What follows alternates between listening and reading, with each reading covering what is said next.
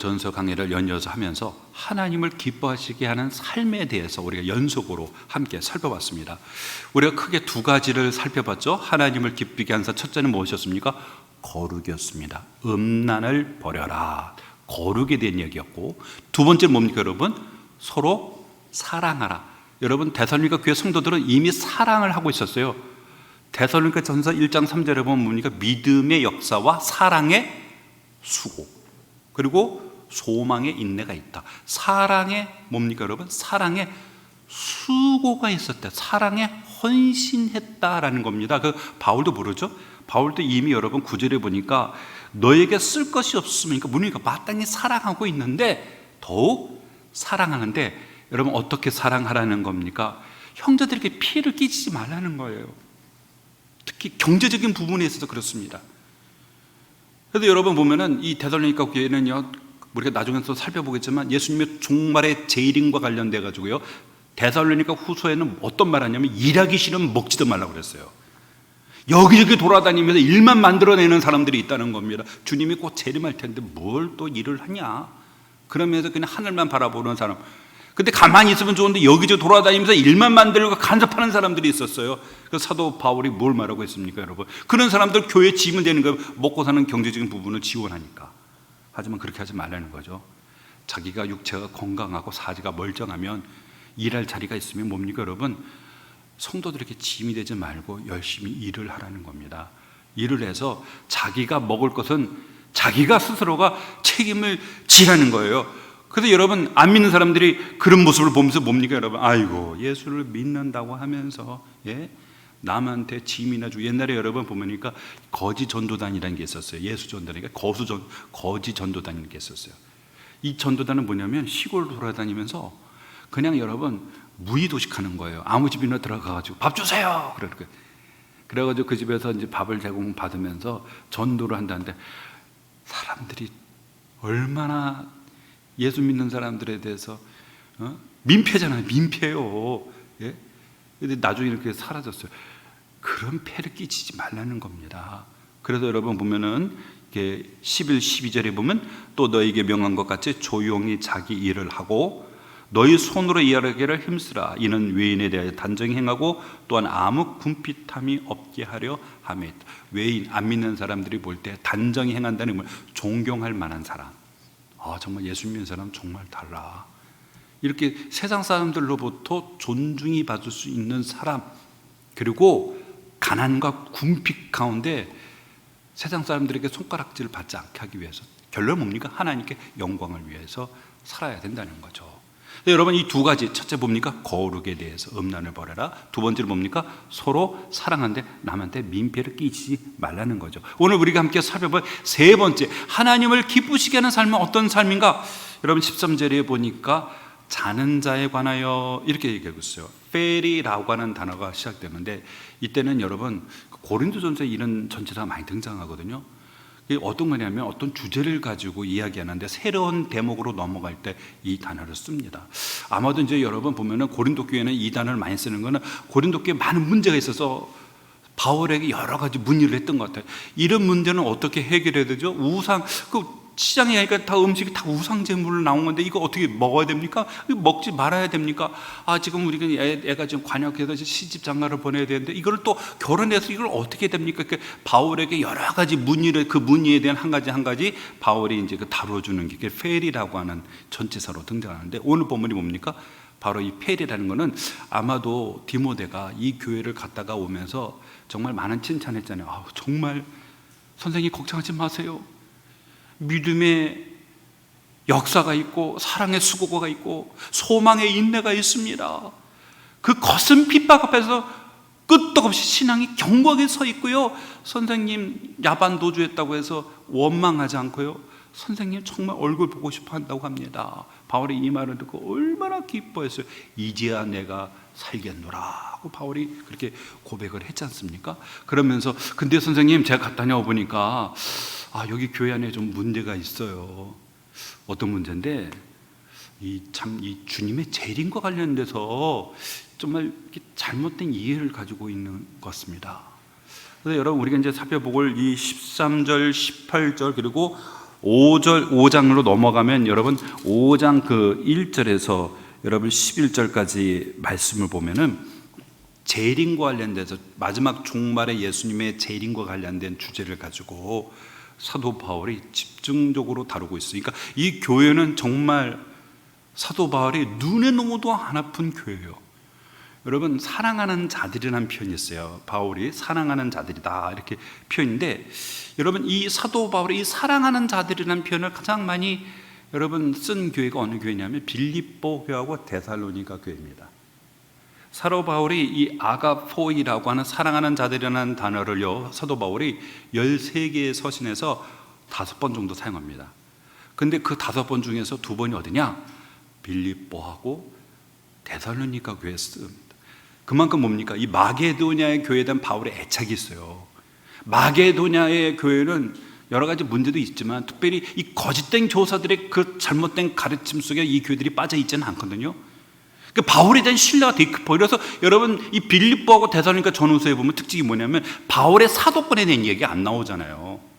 여러분 데살로니가 전서 1장 이제 예수 그리스도 종이다 그랬지. 사도란 말은 다른 수지는 사도의 설 하나님의 뜻으로 말미암아 사도된 바울은 사람에게서 통해서 된 거죠. 사람으로 말미암은 어떤 예수 그리스도로 사도된 바울은 사도권의 주장이 있지만 데살로니가 전후서나 빌립보서 특히 이제 빌레몬서 같은 경우는 사도권에 대한 주장이 없어요. 왜요? 말할 필요가 없어요. 성도들이 다 신뢰하고 바울이 사도라는 걸 다 알고 있기 때문에 굳이 설명할 필요가 없어요.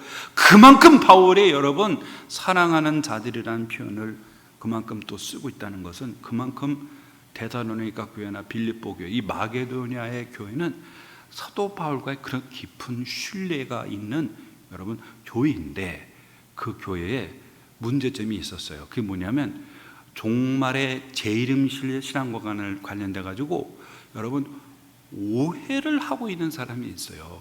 왜 이런 오해가 있었는가? 여러분 데살로니가 교회는 선교 기간이 매우 짧아요. 학자들은 3개월, 아무리 길어도 6개월은 지나지 않았을까. 선교 기간이 제일 짧고 고린도 교회 같은 건 거의 2년 가까이 바울이 머무르면서 복음을 전했잖아요. 에베소 교회도 그렇고. 근데 이 교회는 너무 짧은 상황에 바울이 가르칠 바를 여러 번 중요한 진리를 가르쳤지만 진리가 숙련되지 못했어요. 그렇다 보니 이런 오해들이 발생했다라고 하는 사실이죠. 그래서 여러분 특별히 이제 디모데가 이제 바울에게 여러분 이 종말 재림과 관련된 잘못된 것에 대해서 교정이 필요하다고 보고가 오니까 바울이 이제 편지를 써서 보낼 때 이 주제를 가지고 집중적으로 다루는데 사실 이 문제가 전서로 해결이 되지 않았어요. 그런데 여러분 데살로니가 후서에 보면은요 바울이 다시 또 얘기합니다. 그러면 뭐예요? 이 문제가 상당히 여러분 어떠세요? 심화되어졌다는 거예요. 해결이 되지 않아가지고.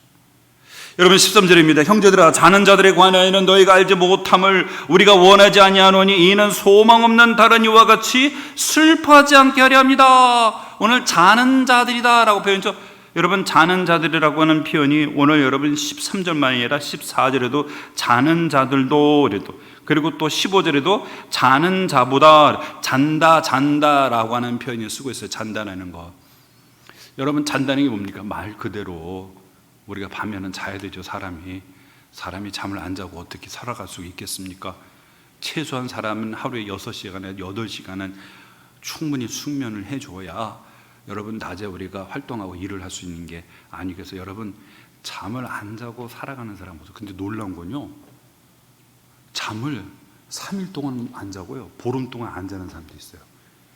나는 그런 사람 와 대단합니다. 공부하는 학생인데요 진짜예요. 3일 동안 잠을 안 자요. 남들은 이 생체 리듬을 갖고 있는 사람이 있어요. 제 아는 교수님은 유학 갔는데 외국인 학생인데 보름 동안 안 자더래요. 그러니까 이거는 대단히 특별한 사람입니다. 이게요, 이거는 예외적이죠. 근데 결국 뭐냐, 자야 됩니다. 어떤 사람은 한 달 동안 자는 사람도 있어요. 여러분 뭐 그런 TV에서 막 세상에 이런 일이 뭐 그런 거 보셨을 거예요. 한 달 동안 자는 사람도 있어요. 곰처럼. 하지만 사람은 자야 합니다. 정상적인 사람들이 아니에요. 그렇게 되면 병이 듭니다. 근데 오늘 여러분 이 잔다라고 하는 표현은 뭡니까? 여러분 은유적인 표현인데 어떤 은유 표현이죠? 죽음에 대해서 은유적인 표현입니다. 죽었다라고 하는 표현하고 잔다라고 할 때 여러분 어떻습니까? 어감이 다르죠. 죽었다라고 하면 어떻습니까? 여러분 되게 쇼킹하죠. 심리적인 부담이 큽니다. 그래서 여러분 어떻습니까? 요즘에도 보면은 사람을 죽으면 주무셨습니다, 잠드셨습니다 이렇게 하지, 여러분 죽었어요 이렇게 얘기합니까? 그럼 듣는 사람이 되게 거부감이 있죠. 근데 그렇게 표현한 게 아니라 잠드셨습니다. 그러면 어떻습니까? 이 받아들이는 사람이 그런 심리적으로 좀 완곡한 표현으로, 그죠? 심리적으로 좀 부담을 크게 느끼지는 않겠죠. 근데 여러분 이게요, 동서양을 막론하고 동양에도 그러고 서양에도 그러고 죽음에 대해서 대체로 보면은 잔다 이렇게 표현을 많이 씁니다. 동양에서도 그렇고 옛날에 우리나라 우리 사랑하는 가족들이 돌아가셨을 때 보면 주무셨다고, 잠드셨습니다. 서양 사람도 마찬가지죠. 주무셨습니다, 잔다라고 표현합니다. 구약에 보면은 이 열왕기서에 보면 열조에게로 돌아갔느니라, 열조에게 그가 잠들매, 이런 표현들을 여러분 구약 성경에 아주 종종 등장합니다. 그러나 부활의 신앙과 관련해서는요, 또 다른 의미로 해석이 될 수가 있어요.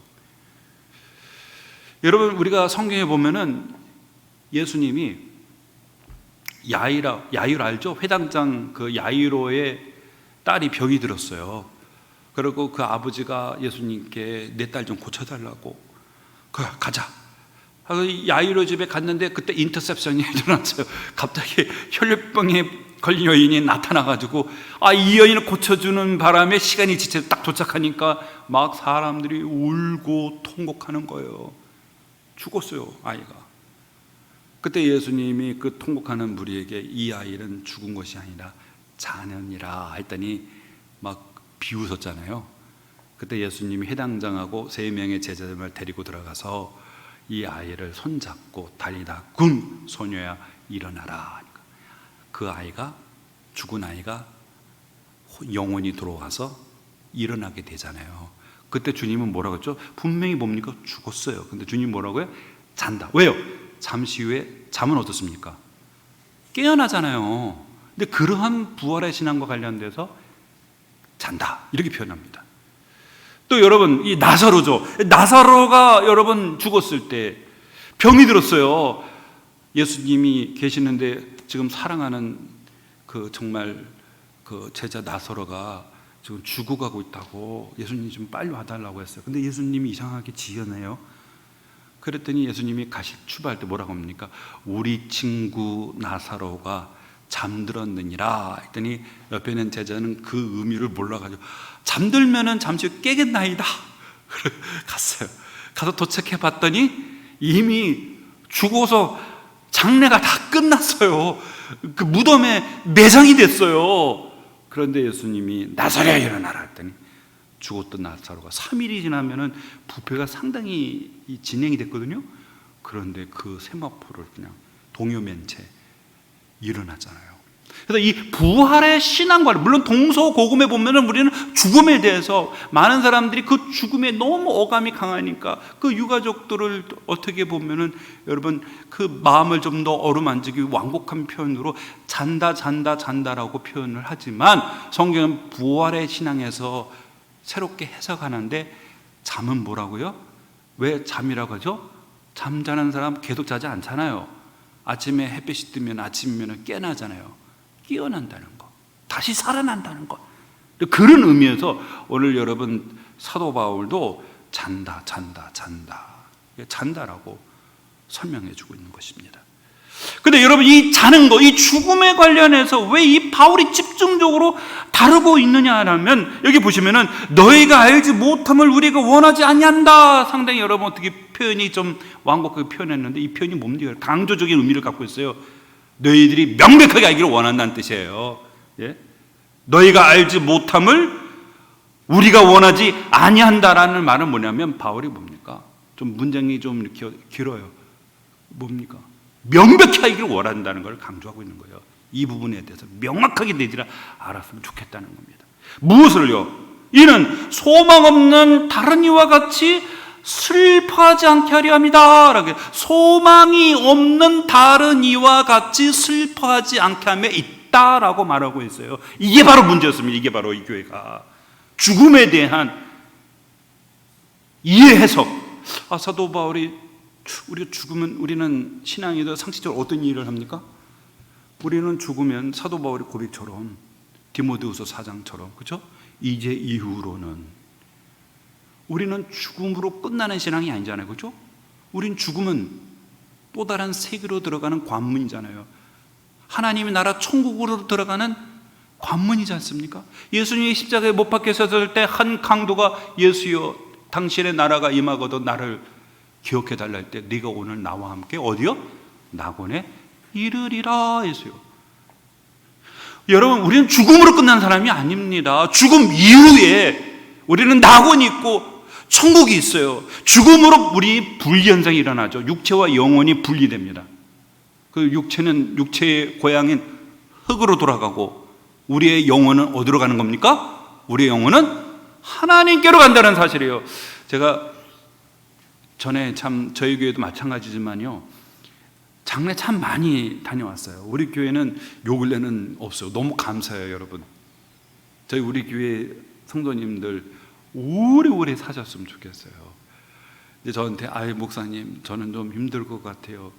그런 소리 하지 마십시오, 장로님. 그런 소리 하십시오, 권사님. 그런 소리 하지 마십시오, 집사님. 요즘은 100세 시대라고 합니다. 요즘 그렇죠, 여러분. 장례식 한번 가보세요. 거의요, 여러분. 옛날에는 7, 80만 돼도 참 호상이다. 그런데 요즘에는 90대 거의 평균이. 간혹 가다가 보면요, 100세 넘은 분들을 보세요. 100세도. 예? 우리가 아시는 김영석 그 교수님 아시죠? 참 독신한 우리 교수님이신데, 이분이 나이가 전에 나온 책을, 제가 이분 나온 책을 사다가 참 많이 애독을 했는데 100세를 사놓으라면, 그런데 105세가 되셨어요. 책을 다시 쓰셔야 돼요. 책을 다시 105세가 돼서 이제 이분도 이제 하나님의 부르심이 갖겠구나, 이제 100세니까 그분도 이제 그런 마음을 가지고 하루하루 준비하며 살아가시는데 벌써 어떻게 돼요? 105세가 되셔서 새로 책을 쓰셔야 돼요. 105세를 사놓으라면 정말 하나님의 크신 은혜예요, 여러분. 장수도 하나님의 복입니다. 여러분께서 좀 오래오래 사시면서 기도 많이 해주시면 돼요. 교회를 위해서. 그보다 더 큰 여러분 섬김은 없습니다. 교회를 위해서, 성도들을 위해서, 하나님의 나라를 위해서, 선교사님들을 위해서, 병든 자들을 위해서, 주일학교를 위해서 여러분 기도 많이 해주시면요, 그것이 여러분이 큰 상이 될 줄로 믿습니다. 근데 여기서의 문제는 뭐냐면, 여러분, 소망이 없는 다른 이다. 그래서 다른 이라는 표현이 어떤 표현이냐면 예수 그리스도를 믿는 사람 외를 가리키는 겁니다. 다른 이라는 게 예수 그리스도를 믿는 사람 외 사람들을 가리키는 거예요. 예수 그리스도를 믿지 않는 사람들이겠죠. 예수 그리스도를 믿는 사람 외에는 예수 그리스도를 믿지 않는 사람들은 이 죽음에 대해서 어떻게 해석을 하냐면 소망이 없다는 거예요. 소망이. 왜 소망이 없어요? 실제로 여러분, 캠브리지 대학에서 이 신학학위 박사를 받으신 한 분이 논문이 있는데, 이분이 1세기에 로마에 있는 유대인들의 무덤을 조사를 했어요. 연구를 했어요. 거기는 이제 무덤이 공동묘지에 무덤이 많이 있거든요. 로마인의 무덤도 있고 유대인들의 무덤이 있는데, 그 무덤의 묘비를 딱 연구하고 조사하니까 내린 결론이 뭐냐면 1세기 사람들의 내세관이거든요. 1세기 사람들의 내세관이 뭐냐? 죽음으로 끝난다는 거예요. 내세가 없어요. 부활이 없어. 유대인인데도 그래요. 특히 여러분, 유대인들, 바리새인들은 부활에 대한 신앙을 갖고 있지 않습니까? 그런데 유대인들의 묘비조차도 죽음은 끝이다. 죽음 이후의 세계에 대한 내세에 대한 소망 없어요. 로마 사람들도 마찬가지예요. 헬라 사람들도 마찬가지예요. 그들은 좀 긍정적으로 생각한다면요, 특히 이제 왕이나 장군들이나 황제가 죽으면 뭐가 된다고요? 하늘의 별이 된다는 거예요. 하늘에 반짝이는 별. 인격이 없어요. 되게 추상적입니다. 추상적입니다. 물론 여러분, 이 플라톤의 철학을 보면요, 내세관이 담겨져 있긴 해요. 플라톤의 철학 이데아라고 말하는 거예요. 이데아라는 게 뭐냐면 참된 실제의 세상이고, 지금 우리가 살고 있는 세상 허상인 그림자에 불과하다는 거예요. 물질의 세계에서 영혼의 세계로, 시간의 세계에서 영혼의 세계로 들어가는 이데아로 복귀하는 것이 참된 실상이다. 그러니까 이렇게 들어보면 이 사람들도 내세에 대한 신앙이 있나? 아니, 없어요. 그 내세에 대한 존재 자체가 여러분 대단히 추상적입니다. 추상적이에요. 이런 신앙이 없어요. 그래서 이들은 죽음을 맞이하게 되면 어떻게 생각합니까? 죽음을 맞이하면은요, 절망합니다. 끝이기 때문에 미래가 없어요. 끝난 거예요. 그래서 과도한 슬픔과 절망에 빠집니다. 여러분, 오늘날에도 안 믿는 사람, 특히 여러분 그 유명한 호킹 박사 있잖아요. 천재, 영국의 천재, 몸이 불편한데 정말 아인슈타인 이래도 천재라 하잖아요. 이 사람이 내세에 대해서 물어봤어요. 죽음 이후에 내세가 있습니까? 없습니다. 그럼 미래에 대해서 세상은 어떨까요? 종말이 올까? 종말이 옵니다. 지금부터 우리는 부지런히 행성을 찾아야 됩니다. 우리가 이주해야 될 행성을 찾아야 됩니다. 그리고 죽었어요. 여러분, 스티브 잡스 아시죠? 애플사의 창립자. 이 사람이 이제 암에 걸려서 죽었잖아요. 근데 그 사람이 타임지에 뭐라고 얘기했냐면, 죽음을 온, 오프, 컴퓨터를 부팅하다 끄잖아요. 죽음은 뭐냐? 부팅 때리는 거예요. 때리는 거예요. 끝! 여러분, 이것이 바로 세상 사람들이 생각하고 있는 일반적인 내세관입니다. 내세관. 그러나 우리는 그렇습니까? 우리는 그렇습니까? 우리는 죽음으로 끝나는 게 아니죠. 바울이 분명히 말했어요. 나는 선한 싸움은 싸우고 나의 달려갈 길을 마치고 믿음을 지켰으니 이제 후로는 의의 재판장 되신 예수 그리스도께서 나에게 의의 멸관을 주실 것이다 라고 바울이 고백했잖아요. 디모데후서를 보면 저는 정말 은혜를 많이 봐요. 디모데후서는 여러분 바울의 유언서와 같은 책이지 않습니까? 말씀이잖아요.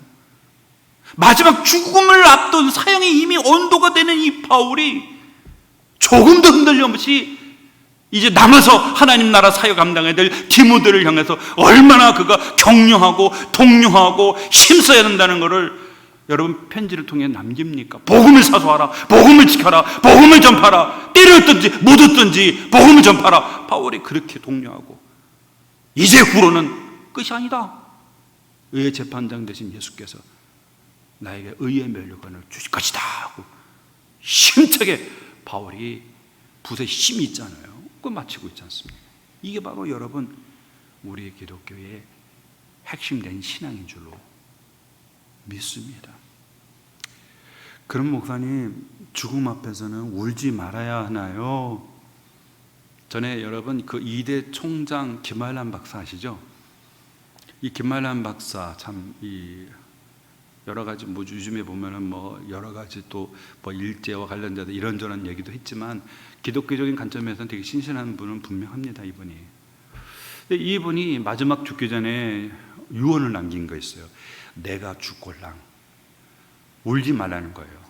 울지 말고 뭡니까? 행진곡을 연주해 달라는 거예요. 그래가지고 실주 오케스트라가 배석해가지고 이분 장례식 때 힘차게 행진곡을 연주하면서 그분의 관이 운반돼가지고 장주로 갔어요. 그런데 이게 여기서 끝난 게 아닙니다. 이 일로 그 당시 1980년대부터 어떤 바람이 부냐면 장례식장에 울지 말아야 하는 거예요. 우는 거는 믿음 없는 행위라는 거예요. 그래서 장례식장에 보니까 우리가 힘차게 찬양하고 우리가 이제 천국으로 가셨는데, 좋은 곳을 가셨는데 울면 안 돼. 이렇게 울면은 그는 믿음이 없는 사람이라고 이렇게 이제 울고 싶어도 속으로 참아야 되는. 그렇게 또 신앙으로 바라볼 수도 있겠지만, 여러분 사랑하는 가족들, 부모님, 친지들이 죽었을 때 우는 것은 자연적인 본성입니다. 여러분 성경에 보면은 요셉을 보세요. 그의 아버지 야곱이 죽었을 때 성경에 여러분 그 창세기 50장에 보면 요셉이 그 아버지의 시신에 머리를 숙이고 아버지의 얼굴에 입을 맞추면서 엉엉 울잖아요. 대성통곡하잖아요. 아버지의 그 돌아가신 모습을 보면서 울지 않습니까? 여러분, 그 스데반이 돌에 맞아 순교할 때 그 제자들이, 그 스데반, 경건한 사람들이 그 스데반을 장례할 때 뭐라고 말하죠? 성경이 스데반의 그 죽음을 보면서 통곡하였더라. 스데반이 통곡했다. 모세가 여러분 비스가산, 느보산 비스가산 꼭대기에서 죽었을 때 이스라엘 백성이 며칠 동안 애도했어요? 30일 동안 애도했습니다. 30일 동안. 더 나아가서 우리 예수님은 나사로 무덤 앞에서 엉엉 우셨어요. 우는 것이 잘못된 건 아닙니다. 사랑하는 이를 더 이상 만날 수 없는, 물론 우리가 10년, 20년, 30년, 40년, 50년 후에 사랑하는 분을 천국에서 우리는 만나겠지만 잠시의 이별은 있잖아요. 여러분도 자녀들 군대 보내신 분 적이 있잖아요. 군대 보내면 옛날에는 적어도 이제 3년이었지만 지금은 이제 거의 뭐 18개월밖에 안 돼요. 그런데 그 입소 그 참 훈련소에서 어머님들이 엉엉 울잖아요. 조금 있으면 훈련권 한다고 나와요. 그런데도 막 눈물 콧물 흘리면서 막 그냥 손을 흔들고, 예? 저 어머님도 입소할 때 막 그 모퉁이에서 돌아가지 아니하고 저를 보고 막 울면서 눈물 콧물 막. 그래서 나중에 이제 훈련 끝나고 한 3개월 있다가 이제 외박에 나왔는데 얼마나 진수성찬을 차려주시는지 그냥 왔더니 제가 야 진짜 막 그 반찬이 뭐 고기 반찬이 뭐 진짜 제가 그날은 진짜 왕이었어. 그런데 6개월 있다가 7, 8개월 있다가 계속 나오니까 어느 날 또 나왔니? 또 나왔니? 저 왔어요. 그랬는데 집에 아무도 없어요. 알아서 냉장고 밥 한 먹고 가라. 자주 오니까. 여러분, 잠깐의 이별이지만 우린 인간이죠. 사랑한 사람을 못 보잖아요. 이 세상에서는 죽어서나 우리가 볼 수 있잖아요. 그런 어떤 이별에 대한 그런 아쉬움, 섭섭함, 더 이상 사랑하는 이를 볼 수 없는 그런 마음의 답답함, 뭐 이런 마음 때문에 뭐 그냥 눈물을 흘릴 수도 있고 통곡의 눈물을 흘릴 수도 있고, 예수님도 나사로의 무덤 앞에서 잠시 후에 부활할 때지만 우셨어요. 물론 예수님의 눈물은 의미가 달라요. 왜요? 이 죽음의 원수에 무기력하게 인생이 무너져가는 그 모습을 보면서 주님이 안타까운 거죠. 죽음의 세력이 왕노릇하고 육체를 지배하고, 우리 영혼은 빼앗을 수 없지만 우리 육체를 지배하고 하나님과 분리시키는 이 죽음의 이 원수, 이 세력을 볼 때 안타까운 마음이겠죠. 안타까운 마음이겠죠. 근데 오늘 이 말씀에 보면 이 데살로니가 성도들이 이 죽음과 관련돼서 이들이 슬픔은 다른 의미였어요. 뭡니까 여러분? 소망이 없는, 하나님을 안 믿는 사람들이 소망이 없는 절망의 눈물을 흘리고 있다는 거예요. 이게 바로 문제라는 겁니다. 이게 바로 자연적인 본능으로 사랑하는 이를 이별했을 때 흘리는 거는 괜찮은데, 문제는 이 눈물의 의미가 다르다는 거예요. 소망이 없는 자처럼, 다시는 못 볼 자처럼 통곡의 눈물을 흘리고 있다는 거예요. 절망의 눈물을 흘리고 있다는 거예요. 그래서 바울이 이거를 교정해 줘야 되겠구나, 그 필요를 느껴서 오늘 이 주제를 가지고 바울이 다루고 있다라고 하는 사실이죠. 그러면 여러분, 이 죽음과 관련돼서 어떤 문제냐면은, 여러분 보십시오. 14절에 보면은 하반절에 예수 안에서 자는 자들도 하나님이 그와 함께 데리고 오시리라. 15절입니다. 주께서 강림하실 때까지 우리 살아남아 있는 자도 자는 자보다 결코 앞서지 못하리라. 그래서 16절입니다. 여러분, 주께서 호령과 천사장의 소리와 하나님의 나팔 소리를 치니 하늘로부터 강림하시리니 그리스도 안에서 죽은 자들이 먼저 일어나고 그 위에 우리 살아남은 자들도 그들과 함께 구름 속으로 끌어올려 공중에서 주를 영접하게 하시리니 그리하여 우리가 항상 주와 함께 있으리라. 오늘 자는 자에 대한 단어를, 문맥을 잘 살펴보면 어떤 거 관련되어 있냐면 주님의 재림과 관련된 거예요. 다 강림할 때, 오실 때 바로 주님의 그 재림에 대한 참여 문제입니다. 재림의 참여 문제. 누가? 죽은 자들을. 여러분, 우리가 이 점에 대해서 좀 구체적으로 우리가 살펴볼 수 있는 게요, 데살로니가 후서거든요. 데살로니가 후서에 보면은 이 부분에 대해서 뭐가 문제인지 좀 명확하게 얘기하고 있어요. 여러분, 데살로니가 후서 2장 1절 2절에 보면 이렇게 말합니다. 형제들아, 우리가 너에게 구하는 것은 우리 주 예수 그리스도의 강림하심과 우리가 그 앞에 모임에 관하여 영으로나 또는 말로나 또는 우리에게 받았다 하는 편지로나 주의 날이 이르렀다고 해서 쉽게 마음이 흔들리거나 두려워하거나 하지 말아야 한다는 것이라. 이렇게. 그러니까 이 문제가 여기서 해결된 게 아니었어요. 그래서 바울이 데살로니가후서 두 번째 편지를 보낼 때 다시 이 부분의 주제를 얘기하는데 여기는 구체적으로 명시적으로 나타나고 있지는 않아요. 물론 편지를 받는 사람은 알아요. 근데 우리는 잘 모르잖아요. 근데 데살로니가후서 2장 1, 2절에 보면 뭡니까 여러분? 편지로나 영어로나 말로나 지금 이들의 마음을 흔들게 하는 자들이 있다는 거예요. 뭐예요? 주의 날이 이르렀다고. 주의 날이 이르렀다고 여러분 마음이 쉽게 흔들리거나 두려워하면 안 된다 했어요. 그러니까 주의 날이 이르렀다는 게 뭐예요? 예수님의 재림이잖아요. 사도 바울이 예수님이 다시 오신다 재림에 대해서 이들에게 설명해 줬어요. 그런데 문제는 어떤 사람이 내가 계시를 받았어. 어떤 사람은 내가 사도에게 편지를 받았어. 어떤 사람은 막 말로 얘기하는 거예요. 야, 예수님이 재림하셨대. 곧 오신대. 이 말을 들으니까 사람들이 막 동요하기 시작하는 거예요. 주님이 이르렀다고? 주님이 재림하셨다고? 사람들이 막 동요하고 어떤 사람은 그거에 대해서 두려워하고 일상의 삶이 그냥 멈춰서 일을 하지 않는 그런 부작용도 일어났다는 겁니다. 그러니까 오늘 여러분 이 죽음은 어떤 거랑 관련된 겁니까? 이미 죽은 자들이에요. 살아남아 있는 자, 죽은 자 이렇게 지금 대비하잖아요. 그렇죠?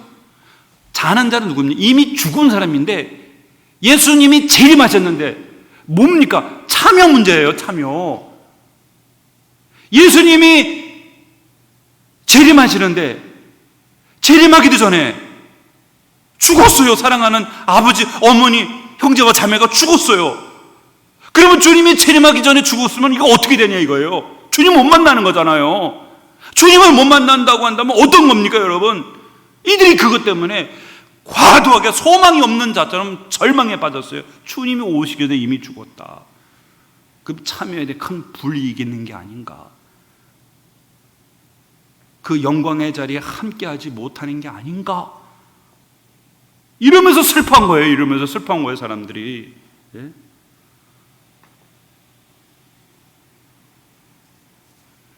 오늘 이 문제에 대해서 사도 바울이 다룰 때요, 여러분, 이게 사도 바울의 특징인데요, 여러분. 사도 바울은 어떤 중대한 신학적인 문제가 발생할 때요, 이 문제를 다룰 때 무엇으로 다루는 줄 아십니까? 중요한 지금 질병이 걸렸어요. 수술해야 돼. 그럼 수술하는 그러면 어떻게 째야 되잖아요. 그렇죠? 핵심된 키는 뭐냐면 그리스도의 십자가의 죽으심과 부활입니다. 바울은 이걸 가지고 수술합니다. 이걸 가지고. 예를 들어서 여러분 고린도교를 생각해 보세요. 고린도교 문제가 뭐죠? 세속화죠. 헬라의 지혜가 돌아가지고 하나님의 사역자들을 그들이 수사학적인 그런 말과 응변을 가지고 사람들을 평가를 했어요. 그래가지고 나는 아볼로파, 나는 그리스도파, 나는 게바파, 나는 바울파, 사파로 나눠가지고 교회가 막 분열이 일어났잖아요. 그때 바울이 이 세상의 지혜를 가지고 사람을 구분하는 이런 세속화된 이런 교회를 향해서 바울이 해결책이 뭡니까? 그리스도의 십자가는 유대인에게는 꺼리끼는 것이고 헬라인에게는 미련한 것이로되 우리는 뭐요? 그리스도의 십자가는 하나님의 능력이요 하나님의 지혜니라. 십자가를 가지고 바울이 다룹니다. 갈라디아 교회의 육체의 할례를 막 자랑하니까 바울이 이 할례를 가지고 자랑하는 자들을 향해서 갈라디아에서 바울이 뭐라고 말을 하죠? 여러분, 바울이 그러나 내게는 주 예수 그리스도 십자가 외에 결코 자랑할 것이 없으니 그리스도로 말미암아 세상이 나를 대하여 십자가에 못 박히고 내가 또한 세상을 대하여 그러하니라. 할례나 무할례나 아무것도 아니로도 오직 새로 지으심을 받은 것만이 중요하니라. 할례를 받았다고 막 으쓱으쓱대고 자랑하는가? 나는 그리스도 십자가 외에 자랑할 것 없다. 나는 그리스도 세상에 대해서 나는 이미 죽었다. 그리스도의 십자가를 가지고 여러분 바울이 문제를 다룬다는 겁니다. 오늘 이 종말의 재림과 관련돼서 이미 죽은 성도들에 대한 참여 문제를 다룰 때 바울이 무엇을 가지고 다룹니까? 오늘 여러분 14절에 보세요. 우리가 예수께서 죽으셨다가 다시 살아나심을 믿을진대. 그리스도의 십자가의 죽으심과 이 부활의 이 진리를 가지고 이 교회의 문제를 여러분 다루고 있다는 겁니다. 예? 예수께서 죽으셨다가 살아나심을 너희들이 믿느냐? 그럼 한번 잘 생각해 봐라. 예수의 죽으심과 다시 살아나심을 너희들이 믿는다면 그 믿음으로 너희들에게 한번 적용해 보라는 겁니다. 적용해 보라는 겁니다. 적용해 봐요. 여러분, 주님의 십자가의 죽으심과 부활은 우리의 신앙의 핵심입니다. 사도 바울의 글 가운데 13개 서신에서요, 정말 많이 등장하는 단어가 그리스도 안이라는 단어입니다.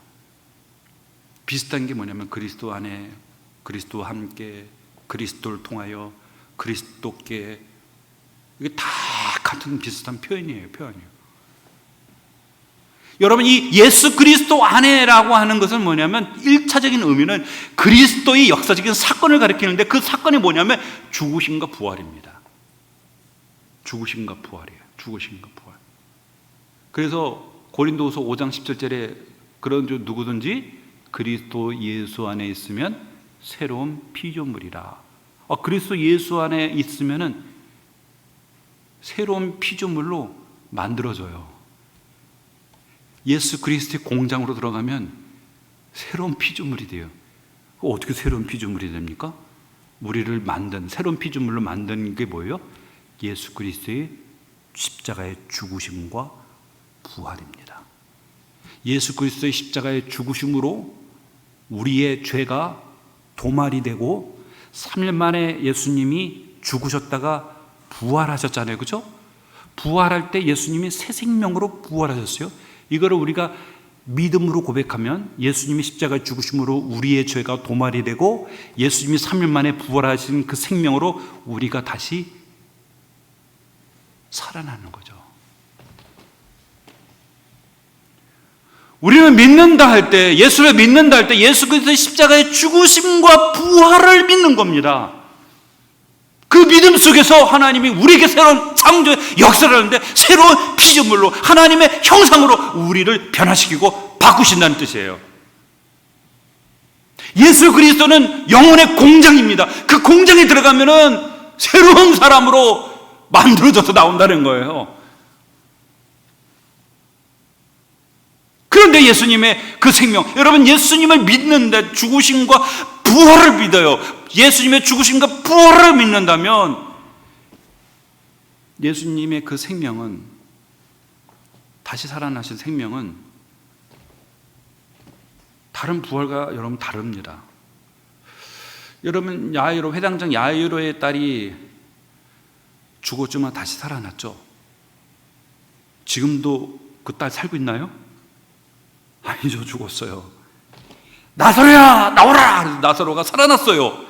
3일 돼가지고 부패가 진행됐는데 나사로 지금 살고 있나요? 나사로도 죽었어요. 성경 신구의 성경에서 죽은 자와 다시 살아나는 사건 여러 건이 나타났지만 지금도 그 사람 살고 있는 사람 없어요. 다 죽었어요. 그 예수님은 그 생명 얻었습니까? 3일 만에 부활하신 예수님은 다른 인생처럼 살다가 돌아가셨나요? 아니죠. 예수님의 생명은 달라요. 예수님은 3일 만에 부활하셔서 부활 승천해서 하나님의 보좌 우편에 계셔서 예수를 얻으러 오느냐 동일하십니다.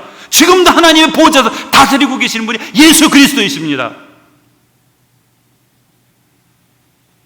바로 그 생명이 우리 가운데 들어왔다는 거예요. 믿음으로. 그럼 죽음으로 끝나는 겁니까? 죽음으로 끝나는 게 아니잖아요. 믿는다는 것은 여러분 예수 그리스도께서 십자가에 죽으신가 그 부활을 믿을 때 주님의 그 죽으신가 부활이 곧 우리의 것이 되는 것인데, 그러면 어떻습니까? 우리가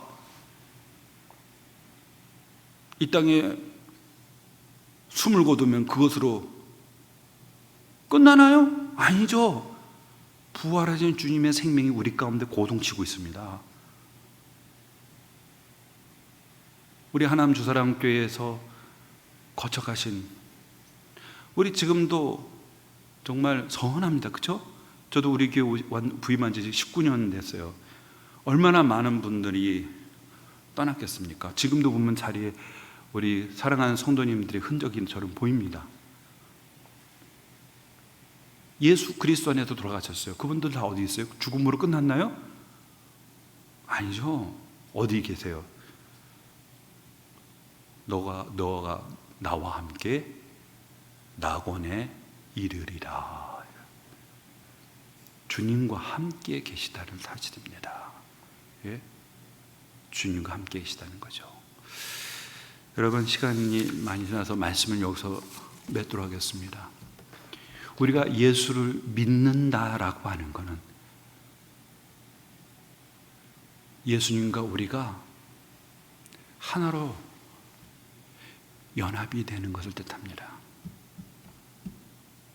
하나로 연합이 된다는 것은 나의 모든 죄가 예수님께 전가가 되고 예수님의 공로가 우리 것이 되는 거예요. 여러분, 우리가 성찬을 나눌 때 주님의 떡을 상징하는 몸을 상징하는 떡과 피를 상징하는 포도주를 먹고 마시는 게 뭡니까? 먹고 마신다는 건 참여를 뜻하는 거잖아요. 우리의 살이 되고 피가 되듯이 믿음의 그림 언어예요. 믿음의 그림 언어. 우리가 하나로 참여하게 되면 그리스도의 모든 공로가 우리의 것이 되는 거예요. 우리 것이 돼. 그분이 3일 만에 부활했던 그 생명이 성경에 등장하는 많은 사람들이 죽다가 살아나는 그 생명과 그런 생물학적인 생명이 아닙니다. 우리 주님의 그 영적인 생명이 믿음과 함께 저와 여러분의 것이 되어지면은요, 주님이 영원히 사신 것처럼 우리도 주 안에서 영원히 살아간다는 사실을 기억하면서 이 소망을 갖고 마지막 절에 보면 뭐죠? 그러므로 이런 말로 서로 위로하라. 장례가 있을 때 사랑하는 가족을 잃은 성도들에게 여러분이 이 말씀을 상기시켜 주면서 위로해 주셔야 됩니다. 왜 위로가 필요죠? 슬프잖아요. 위로해 주셔야죠.